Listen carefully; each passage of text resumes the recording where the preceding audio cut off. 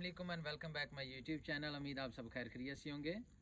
आज का जो हमारा टॉपिक है वो शेंजन वीज़ा हमें मैंने बताया था पहले भी आपको कि शेंजन वीज़ा हम कैसे हासिल कर सकते हैं और इसके क्या बेनिफिट हैं और क्या इसको हम वर्क परमिट में कन्वर्ट कर सकते हैं या नहीं कर सकते। ऑलरेडी मैंने इसके ऊपर वीडियो बनाई हुई है। जो बंदा चैनल पे न्यू है वो मेरा फर्स्ट ऑफ ऑल तो चैनल सब्सक्राइब करे और मेरी प्रीवियस वीडियो दे सकता है, जिसमें मैंने ना जस्ट ओनली शेंजन वीज़े के मुतालिक बल्कि मैंने वर्क परमिट और स्टडी के रिलेटिव भी मैंने इन्फॉर्मेशन शेयर की है, तो आप वहाँ से जो है इन्फॉर्मेशन ले सकते हैं। आज का जो हमारा टॉपिक है वो स्पेशली है जो विज़िट वीज़ा पाकिस्तान में रह के या इंडिया में रह के उनकी एम्बेसी से जो हम हासिल कर सकते हैं, या बांग्लादेश या नेपाल के लिए मैं बात करूँगा स्पेन और स्विट्ज़रलैंड की।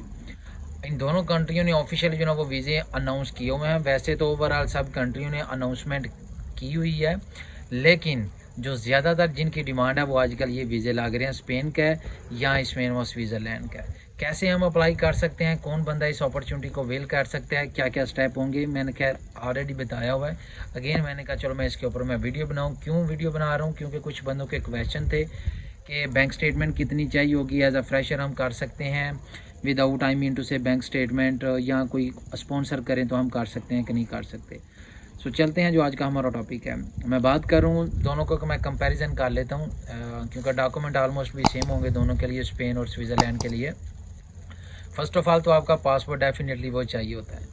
इसके अलावा आपकी सीवी जिसमें मेंशन होता है कि आप एज अ स्टूडेंट हैं, या क्योंकि क्वालिफ़िकेशन आपने मेंशन करनी होती है, आपने अपना एक्सपीरियंस मेंशन करना होता है, या आप जॉब कर रहे हैं, या आप बिजनेसमैन हैं, या क्या आप कर रहे हैं। सीवी होगी इसमें यूरोपा सीवी नहीं, दूसरी सीवी भी आपकी जो ना वो चल जाएगी, किसी भी आप फॉर्मेट में बना लें। इसके अलावा जो मेन चीज़ है जिसको कंसीडर किया जाता है वो है आपका कवरिंग लेटर है। कवरिंग लेटर में वो सारी चीज़ें डिटेल में आ जाती हैं जो जो आपने डॉक्यूमेंट अटैच करने हैं या जो डॉक्यूमेंट आपको चाहिए। लाइक आपका शॉर्टली इंट्रोडक्शन आ जाता है। इंट्रोडक्शन में ये है कि फ़र्स्ट ऑफ ऑल अपना बॉडी में आपने शो करवाना है कि आप क्या कर रहे हैं, करंटली आप एज आ स्टूडेंट हैं, या आप जॉब कर रहे हैं, या आपका बिजनेसमैन है, वो आ जाएगी। इसके अलावा जो पार्ट 1 की अगर बात करूँ तो मैं डिवाइड करूँ इसको पार्ट में, तो उसमें आपने मेंशन करना है एज अ स्टूडेंट आपकी एजुकेशन क्या है, किस कॉलेज वगैरह में है और कब से हैं, कौन सा सेमेस्टर, सारी डिटेल आपने मेंशन कर देनी है। अगर आप जॉब कर रहे हैं तो जॉब में कौन सी पोजीशन है आपकी, और कंपनी कौन सी है, और आपकी पोजीशन वगैरह कौन सी है। अगर आप बिजनेसमैन की बात करें तो बिज़नेस आपका कब से लेकर और कब तक है वो आएगा, और बिज़नेस किस चीज़ का है, कंपनी की डिटेल आएगी उसमें, NTN number, tax number, return, सारा कुछ इसमें मेंशन होगा।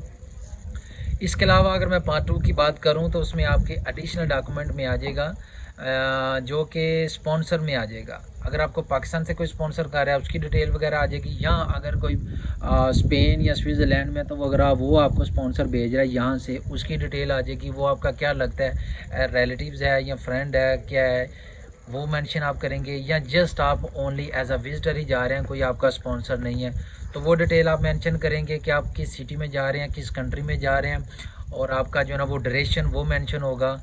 इसके अलावा अगर मैं पार्ट 3 की मैं बात करूं कि जो कि मैंने बताया आपका एडिशनल डॉक्यूमेंट यानी कि आपका बैंक स्टेटमेंट वो ज़रूरी है। 10 से 15 लाख की इनफ है बैंक स्टेटमेंट। कोशिश यही करें कि आपकी अपनी बैंक स्टेटमेंट हो, डजन मैटर आपकी पुरानी है या ओल्डर, लेकिन आई रिक्वेस्ट कि आप अपनी ही बैंक स्टेटमेंट बनाएं, परचेज़ ना करें, क्योंकि उसमें वीज़ा रिजेक्शन के ज़्यादा चांस होते हैं। आप अपनी बैंक स्टेटमेंट वो बनाएं। अगर किसी की 3-4 मंथ पुरानी भी है तो वो भी चल जाएगी, लेकिन इससे जो बेटर होता है ना फाइल जो आपकी है वो ज़्यादा पुरानी ही बैंक स्टेटमेंट हो तो वही आपके लिए बेटर होती है। ये मैं बात कर रहा हूँ कि आपकी मिनिमम बैंक स्टेटमेंट कितनी होनी चाहिए, 10 से 15 लाख की ही होनी चाहिए। मैक्सिमम आपकी जितनी भी हो जाएगी वो आपके लिए बेटर है। इसके अलावा आपकी होगी 30,000 यूरो को जो ना वो इंश्योरेंस जो है ना वो कवर कर रही होगी, वो आपने लेनी है। इसके अलावा जो ना वो आपका मेडिकल सर्टिफिकेट होगा, वो ज़रूरी है। आजकल वैक्सीनेशन के जो ना वो सर्टिफिकेट वो भी चल रहा है, क्योंकि इससे पहले तो नहीं था। ये एडिशनल इसको आप कंसीडर करें। और यूरोप के लिए स्पेशली कौन सी जो ना वो वैक्सीनेशन का सर्टिफिकेट है वो मैं आपको बताऊं। उसमें फर्स्ट है मोदरेन है, उसके अलावा एस्ट्राजेनेका है, और जॉनसन और फाइज़र है। ये एक्सेप्टेबल है, यहाँ पे साइनोफार्म वगैरह एक्सेप्टेबल नहीं है। तो ये आपने साथ लगानी है और टिकट रिजर्वेशन आपकी हो जाएगी। इसके अलावा अगर आप जैसे कि मैंने बताया कि किस होटल में आप स्टे कर रहे हैं या किसी के पास आप जा रहे हैं तो उसका रेंटल एग्रीमेंट सारा कुछ वो आपने डिटेल में मेंशन करनी है। कवरिंग लेटर में आपने ये सारी चीज़ें मेंशन कर देनी है कि इस एड्रेस पे हम जा रहे हैं। एडिशनल आपने फिर डॉक्यूमेंट अटैच कर देना जो कि आपकी फ़ाइल के साथ सबमिट होगी एम्बेसी में। रेंटल एग्रीमेंट हो जाएगा। इसके अलावा अगर आपका होटल की रिजर्वेशन है पेड उसकी एटलीस्ट नहीं तो कंफर्म करवा लीजिएगा, वो हो आपकी। और टिकट रिजर्वेशन होगी और आपका डॉक्यूमेंट में पासपोर्ट होगा, सीवी होगी, कवरिंग लेटर होगा, आपकी बैंक स्टेटमेंट होगी। अगर कंपनी है कोई एनटीएन नंबर, टैक्स रिटर्न, ये सारी डिटेल आपकी मेंशन हो जाएगी। तो आपने जस्ट फाइल सबमिट करनी है एम्बेसी में ये सारी चीज़ें कलेक्ट करके और होप्स हो कि आप जो है ना वो वीज़ा गेट कर लेंगे। हाँ, कंसीडर ये करना है आपने कि जब आपने बैंक स्टेटमेंट बनवानी है उसके साथ आपने अकाउंट मेंटेनेंस लेटर लाजमी लेना है। और इन बात करूँ अगर मैं पुलिस करेक्टेड सर्टिफिकेट या बैंक स्टेटमेंट तो इसको आपने फॉरेन अफेयर से टेस्ट भी करवा लेना है क्योंकि विदाउट फॉरेन अफेयर के टेस्टेशन से ये एक्सेप्टेबल नहीं है।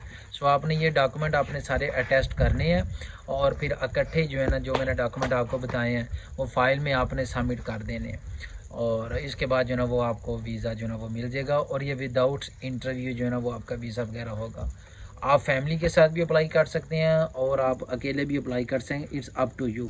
आई होप सो कि आपके ऑल द पॉइंट क्लियर हो गए होंगे। अगर फिर भी किसी बंदे का कोई क्वेश्चन वगैरह रहता है तो वो कमेंट बॉक्स से मेरे साथ आस्क कर सकता है। अभी तक के लिए मुझे इजाज़त दीजिएगा, दुआ में याद रखना। अल्लाह हाफ़िज़।